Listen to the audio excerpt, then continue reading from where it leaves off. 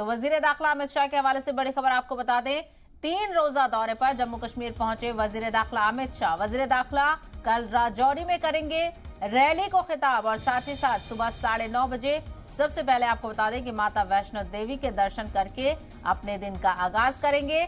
और आपको बताते चलें कि 3 रोजा दौरे पर अमित शाह जम्मू पहुंच चुके हैं और वजीर दाखिला अमित शाह राजौरी में रैली करेंगे और साथ ही साथ सुबह 9:30 बजे माता वैष्णो देवी के दर्शन भी करेंगे। अमित शाह 3 रोजा दौरे पर जम्मू कश्मीर पहुंच चुके हैं और साथ ही साथ इन तीनों दिन मुख्तलिफ तकरीबात में शामिल होंगे अमित शाह। और जोरदार इस्तकबाल अमित शाह का जम्मू पहुंचने पर किया गया। सभी कारकुन और रविंद्र रैना भी पहुंचे हुए थे, उन्होंने अमित शाह का इस्तकबाल किया और साथ ही साथ आपको बता दें कि मुख्तलिफ प्रोग्राम्स में शामिल होंगे।